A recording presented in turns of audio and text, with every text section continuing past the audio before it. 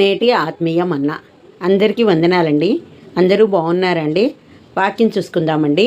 తెస్సలోనీయులకు రాసిన మొదటి పత్రిక 5వ అధ్యాయము 16వ వచనము. ప్రతి విషయమునందును కృతజ్ఞతాస్తుతులు చెల్లించుడి, ఈలాగు చేయుట యేసుక్రీస్తునందు మీ విషయములో దేవుని చిత్తము. దేవుని చిత్తం ఏంటంటే కృతజ్ఞతాస్తుతులు చెల్లించడం అనేది దేవుని చిత్తం. మొదటిగా దేవునికి మనం కృతజ్ఞత కలిగిన జీవితాలను జీవించడి వారముగా, ఆయనకు నిత్యము కృతజ్ఞతాస్తుతులు చెల్లించడి వారముగా ఉండాలి. ఎందుకు అనంటే మనము ఏ దినము కా దినము జీవించి ఉన్నాము అనంటే అది దేవుని యొక్క కృపే. అందును బట్టి నిత్యము దేవునికి కృతజ్ఞతాస్తుతులు చెల్లించాలి. ఆయన మన పట్ల చేస్తున్న కార్యములను బట్టి, మేలులను బట్టి కృతజ్ఞతాస్తుతులు చెల్లించాలి. మనల్ని ఏర్పరిచిన విధమును బట్టి కృతజ్ఞతాస్తుతులు చెల్లించాలి. మొదటిగా నీవు ఈ లోకంలోనికి రావడానికి కారకులైన నీ తల్లిదండ్రులు, వారికి నీవు కృతజ్ఞతలు తెలియచేసుకోవాలి.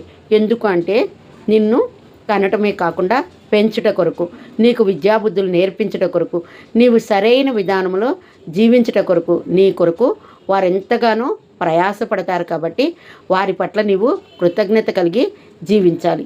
అదేవిధంగా నీకంటూ వ్యక్తిగతంగా ఏర్పడిన కుటుంబం కొరకు కృతజ్ఞతలు కలిగిన జీవితాన్ని జీవించగలగాలి.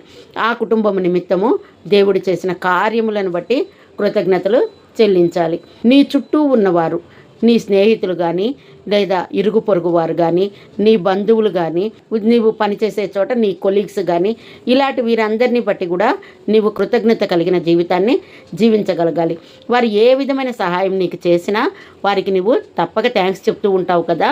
అదే విధంగా వారు ఆ విధంగా చేసినందుకు వారికి థ్యాంక్స్ చెప్తూ, వారి ద్వారా ఆ విధంగా నీ పట్ల జరిగించిన దేవునికి కృతజ్ఞతాస్తుతులు చెల్లించాలి. కాబట్టి ఈ విషయాలను బట్టి మనము మన దేవునికి ఎల్లప్పుడూ కూడా కృతజ్ఞతాస్తుతులు చెల్లిస్తూనే ఉండాలి. నీవు రక్షింపబడ్డావు, పాపుల నుండి వేరు చేయబడ్డావు అంటే అదంతా దేవుని కృపే కదా. కాబట్టే కదా నీవు రక్షింపబడ్డావు.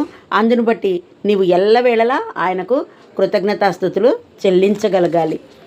దేవుని దయను బట్టి, ఆయన కృపను బట్టి కృతజ్ఞత కలిగి జీవించగలగాలి. అంతేకాకుండా మరి ముఖ్యముగా వాక్యం అనే జీవాహారమును నిత్యము భుజించాలి. అనగా నిత్యము బైబిల్ చదవాలి, వాక్య పఠనం చేసుకోవాలి. దాని ద్వారా ఆత్మీయంగా దేవునిలో బలపరచబడాలి. అప్పుడే నీవు దేవుని పట్ల మాదిరికరమైన జీవితాన్ని జీవించడమే కాకుండా కృతజ్ఞత కలిగి జీవించగలుగుతావు. కాబట్టి నీ సమస్త కార్యములను బట్టి నీవు నిత్యము ఆయనకు వేకువజామునే లేచి కృతజ్ఞతలు చెల్లించే జీవితాన్ని కలిగి ఉండాలి. ఏ విషయంలోనైనా కూడా ఆయన యందు కృతజ్ఞత కలిగి జీవించాలి. నువ్వు మేలు పొందుకున్నా, లేదు ఒకవేళ శోధన గుండా వెడుతున్నా కూడా ఆ యొక్క శోధన కూడా దేవుడు అనుమతించడాన్ని బట్టే మీకు ఎదురైందని గమనించి, గుర్తించి కృతజ్ఞత కలిగిన జీవితాన్ని జీవించగలగాలి. నీవు ఏదైనా శోధన గుండా వెడుతున్నప్పుడు దాని తర్వాత నీకు మేలు చేయుటకు ఆయన మరింతగా నీవు ఊహించనంత మేలు నీ పట్ల జరిగించడానికి ఆయన సిద్ధంగా ఉన్నాడని అర్థము. నీవు ఎంత మాత్రము సహించలేని విధంగా అయితే నీ పట్ల ఆ యొక్క శోధనను ఆయన అనుమతించరు. యోబు విషయాన్ని కనుక చూసుకున్నట్లయితే అదే కదా జరిగింది. యోబు ప్రాణానికి హాని కలగచేయొద్దు అని దేవుడు ఆజ్ఞాపించాడు కదా శోధకుడికి, సాతానుకి. అందును బట్టే మరి సాతాను ఆ విధంగానే తన సమస్తాన్ని లాగేసుకోగలిగింది, ఆరోగ్యాన్ని తీసేసుకోగలిగింది, కానీ ప్రాణాలను మాత్రం తీయలేకపోయింది కదా. అందును బట్టే మరి యోబు స్తుతించాడు కదా, తన చుట్టూ ఉన్న తన స్నేహితుల కొరకు ప్రార్థించాడు కదా, తిరిగి మరింతగా రెండింతలుగా మేలు పొందుకోగలిగాడు కదా. కాబట్టి నీవును నీ శత్రువుల కొరకు ప్రార్థించాలి. నీవు దేవుని పట్ల కృతజ్ఞత కలిగి జీవించాలి. వ్యక్తిగతంగా నీ అవసరాల కొరకు ప్రార్థించుకొనడమే కాకుండా, నీ కుటుంబం కొరకు ప్రార్థించుకొనడమే కాకుండా, నీ బంధువుల కొరకు, స్నేహితుల కొరకు, ఇరుగు పొరుగు వారి కొరకు, నీ సంఘము కొరకు ప్రార్థించగలగాలి. నీ దేశము కొరకు, ప్రపంచము కొరకు ప్రార్థించగలగాలి. మరి ముఖ్యముగా సేవకుల నిమిత్తం ప్రార్థించాలి. ఆ యొక్క ప్రార్థన జీవితాన్ని నీవు కలిగి ఉన్నట్లయితే దేవుడు తప్పక నిన్ను ఆశీర్వదిస్తాడు.